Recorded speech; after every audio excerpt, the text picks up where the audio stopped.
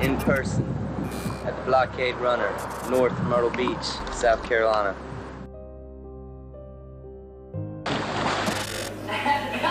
Her laugh was so contagious. Sun Fun Festival, 1989. Andy was a country boy.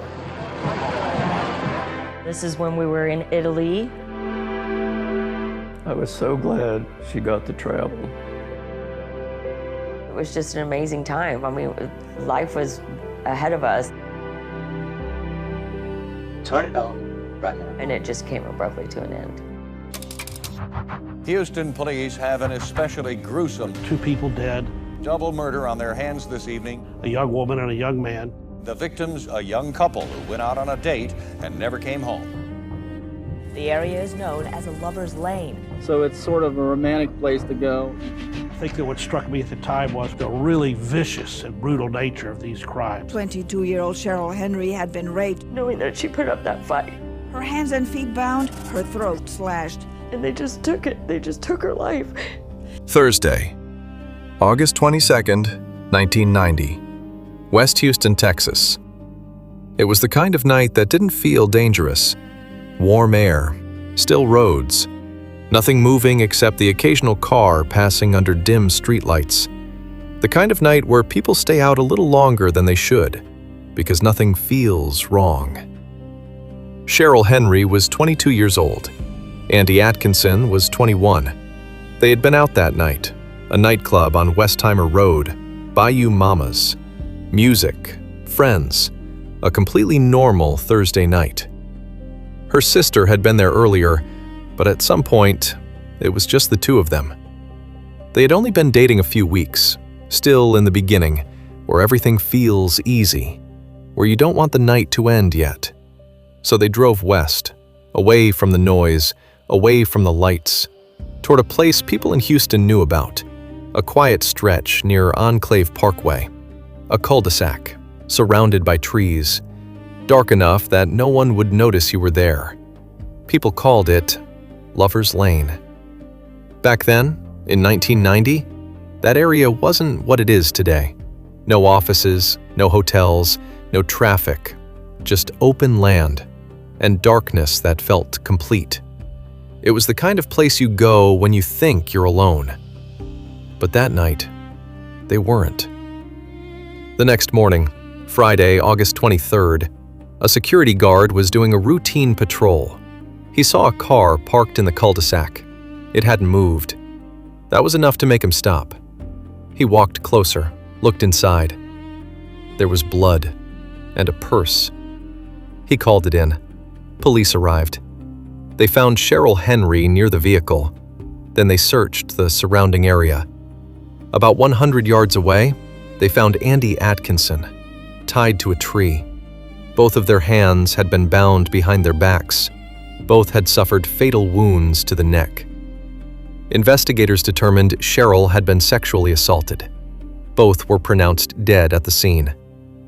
And then, nothing. No arrest, no suspect, no answers. For 36 years. Families waited. Detectives came and went. Leads dried up. The case stayed open, but it didn't move. Until March 25, 2026, when a 64-year-old man was arrested in Lincoln, Nebraska. His name? Floyd William Parrott, charged with capital murder in the deaths of Cheryl Henry and Andy Atkinson. 36 years later. There is one detail in this case that changes everything.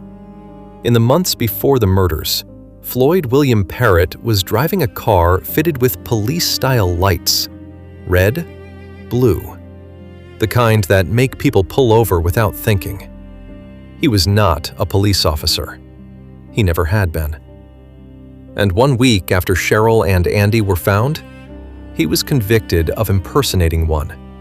He was already in the system, and nobody connected him for 36 years. And this is the Dark Stories. Houston in 1990 wasn't the city people see today. The skyline existed, but West Houston was still unfinished. The energy corridor, where Enclave Parkway sits now, was mostly empty land. Long stretches of road, patches of trees, construction that hadn't arrived yet. At night, it could feel completely isolated. The kind of place where you could sit in a parked car and not see another person for a long time. And for young couples, that was exactly the point. Cheryl Henry was 22 years old. Friends didn't describe her in complicated ways. They didn't have to. She was the kind of person people simply liked being around. The kind who made conversations easy, who laughed quickly, who remembered small things about people. The kind of presence that quietly holds a group together. When someone like that disappears, it doesn't just leave silence. It leaves a gap that never quite closes.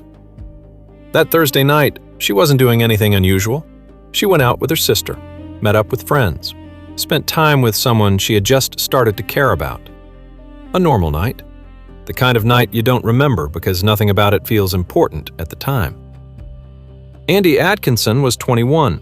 If Cheryl brought energy into a room, Andy brought calm. Friends described him as easygoing, steady, the kind of person you don't have to guess around, someone who made people feel comfortable just by being there. He and Cheryl had only been dating a few weeks, and that detail matters more than people realize, because they were still in the beginning, still asking questions, still figuring each other out. Everything was still ahead of them. There were no routines yet, no shared history, just possibility. Think about that for a moment. A few weeks, that's where they were. Not years, not long-term plans, just the beginning of something that might have become everything. That's what makes this part of the story so difficult to sit with. Because nothing about that night was supposed to matter beyond itself. They went out. They spent time together. They drove somewhere quiet. That's it. There was no warning, no sign that anything was about to change. The last confirmed moment of Cheryl Henry and Andy Atkinson's lives was inside a nightclub on Westheimer Road. Lights, music, people everywhere. And then they left. They got into a car, drove west, toward a place they believed was empty. Somewhere between that moment and the next morning, they crossed paths with someone who had already decided what was going to happen. And the only question that matters now is, how did that person get control of them? The first sign that something had gone wrong was not a scream, not a call for help. It was a parked car, still sitting in the same place the next morning. The security guard noticed it because it didn't belong there that long. People came to that cul-de-sac, but they didn't stay overnight. He approached slowly, looked inside, and immediately knew this was not normal. There was blood and a purse left behind. That moment, standing outside that car, was the point where an ordinary night turned into a homicide investigation. When Houston police arrived, they began searching the area around the vehicle. Cheryl Henry was found nearby. Then officers moved further out, into the tree line. About 100 yards away, they found Andy Atkinson. He was tied to a tree. Both of them had their hands bound behind their backs. Both had suffered fatal wounds to the neck. Investigators determined that Cheryl had been sexually assaulted. Everything about the scene pointed to one conclusion. This was not random. From the beginning, detectives understood something critical. This required control. Two people, one attacker. That means compliance. At some point, Cheryl and Andy did what they were told. They got out of the car. They allowed themselves to be restrained. That does not happen easily. Not unless there is a reason to believe you have no choice. Not unless the person standing in front of you has authority, or something that looks like it. Decades later, prosecutors revealed something that changes how investigators view that moment.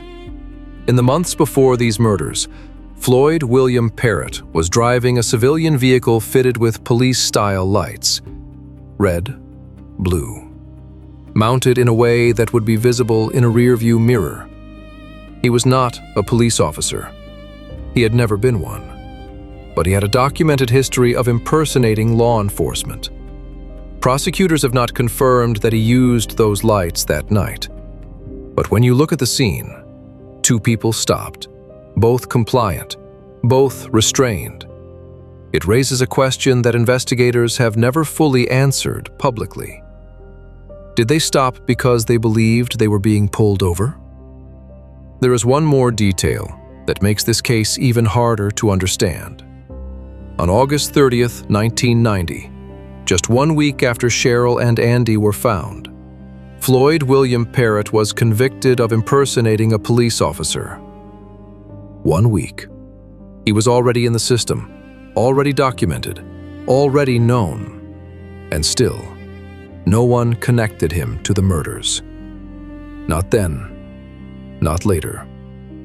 For 36 years, the person now charged in this case was never identified as a suspect. The Lovers Lane murders did not disappear. They became something else. A cold case. One of those files that never really closes, but never really moves either. Every few years, new detectives would take a look. Fresh eyes, new ideas. And every time, they would start in the same place. 2 victims, a remote location, no witnesses, no clear suspect. And the same question: who did this? Over the years, more than 100 people were investigated. Think about that number. 100. Each one representing a possibility, a lead, a theory. Some were ruled out quickly. Some took years to eliminate, but every single one of them was looked at more closely than the man now charged in the case. Because Floyd William Parrott was not on that list. Not once. That is the part of this story that is hardest to process. He wasn't a mystery figure. He had a criminal record. He had prior convictions. He had a documented history of impersonating police officers. He had even been convicted 1 week after the murders. And still, he was never identified as a suspect in the deaths of Cheryl Henry and Andy Atkinson. He lived his life, worked, moved through the same region for decades, invisible to the one investigation that should have found him. Part of the reason lies in the timing. In 1990, DNA technology was still developing. It existed, but it wasn't what it is today. Testing was limited, slow, expensive. And in another case that same year, in North Harris County, a woman reported a sexual assault. She survived. She gave a statement. Evidence was collected, including DNA. And then, it sat, untested, for 17 years. In 2007, that evidence was finally tested, and what came back changed the direction of the entire investigation. The DNA from that assault matched evidence connected to the Lovers Lane murders. Same profile, same person. 2 crimes, 1 attacker. But there was still a problem. No match in the national database, no name, no identity, just a connection without a suspect. For nearly 2 more decades, that DNA sat in the system, waiting for a name. And in all that time, Floyd William Parrott was never tested against it. Until everything changed in late 2025. Late 2025. 35 years after the murders. A detective with the Houston Police Department was reviewing the case again. Not for the first time, not even close. But this time, something different came in. A tip. It named a man, Floyd William Parrott. After decades of nothing, there was finally a direction. The detective didn't stop at the name. He started digging. Old records, past reports, anything connected to Parrott. That's when something stood out. A police report from 1996. Parrott had been named as a suspect in a sexual assault case. It didn't lead to a conviction, but the report existed. And now, decades later, it mattered, because it placed him in the same kind of pattern investigators had been looking at since 1990. At the same time, investigators returned to the DNA, the same DNA that had connected the Lover's Lane murders to the 1990 assault. But this time, they used a different approach. Familial DNA. Instead of looking for a direct match, they looked for relatives. Because even if someone's DNA is not in a database, a family member's might be. A sibling, a parent, a distant relative. And through those connections, investigators can start building a path back to a single person. That path led to Floyd William Parrott. March 25, 2026, Lincoln, Nebraska. Floyd William Parrott was 64 years old, more than 3 decades removed from the night Cheryl and Andy were killed. Houston police, working with the FBI, located him. An FBI SWAT team moved in and made the arrest. No warning, no delay. 36 years later, the case finally had a suspect in custody. Think about what that moment represents. 36 years of waiting. Families who lived their entire lives without answers. Detectives who worked the case, retired, and never saw it solved. And then, one day in 2026, a name is finally placed on a charge sheet.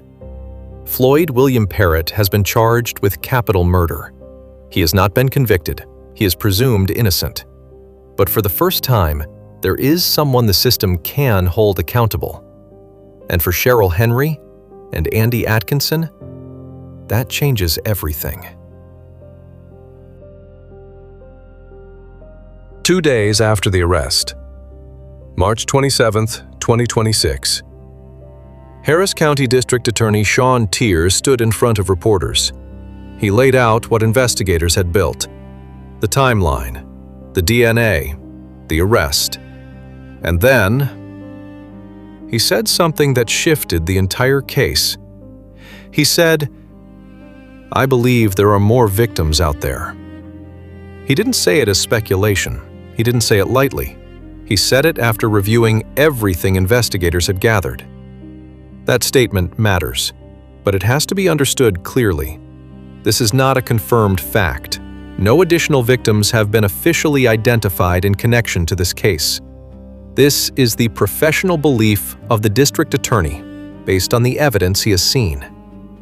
And even with that limitation, it carries weight, because people in that position do not make statements like that without a reason. Look at what is known. A man with a history of impersonating law enforcement. A vehicle fitted with police-style lights. A documented pattern of approaching people under false authority.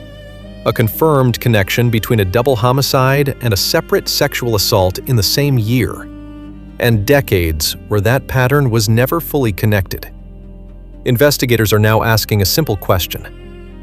If this happened once, could it have happened before or after? That's why authorities are asking for help. If anyone had an encounter in Texas, especially in the late 1980s or 1990s, with someone impersonating a police officer or using emergency-style lights, they want to hear from you. Because what looks like an isolated memory could be part of something larger. For Cheryl Henry and Andy Atkinson, this case is finally moving forward. But the story might not end with them. And what happens next will determine how much of the truth is still waiting to be uncovered. Floyd William Parrott is now in custody. But he is not in Texas. He was arrested in Lincoln, Nebraska, and right now, he is fighting extradition. He does not want to be returned to Harris County. A hearing has been scheduled for late April 2026. Until that hearing is resolved, he remains in Nebraska, waiting. If he is extradited to Texas, he will face a charge of capital murder in the deaths of Cheryl Henry and Andy Atkinson. Capital murder in Texas is one of the most serious charges in the American legal system. It can carry the death penalty. But that outcome, any outcome, will depend on what happens in court. Because right now, he has only been charged, not convicted. A trial, if it happens, will have to answer the questions that have been sitting in this case for 36 years. Did he use police-style lights to stop Cheryl and Andy? What exactly happened in those final moments? How does the DNA connect across both crimes? And the question that may be the most unsettling of all, are there more victims? For the courts, this is a case that is just beginning. But for the families, this is something they have been waiting for since 1990. And after everything, this story still comes back to two people. Floyd William Parrott is 64 years old. He has been charged with capital murder in the state of Texas. That charge carries the possibility of the death penalty, but he has not been convicted. That decision belongs to a jury. What exists right now is a name attached to a case that had none for 36 years. 36 years. Think about what that means. Entire lives lived without answers. Families growing older, carrying the same question year after year, waiting for a call that never came. Until now. Cheryl Henry was 22 years old. Andy Atkinson was 21. They had been dating for only a few weeks. They went out on a Thursday night. They drove somewhere quiet to spend time together. That is all they were doing. They never came home. For 36 years, no one was charged. Now, there is a case. That is not justice yet, but it is closer than it has ever been. The dark stories, Cheryl Henry, Andy Atkinson, not forgotten.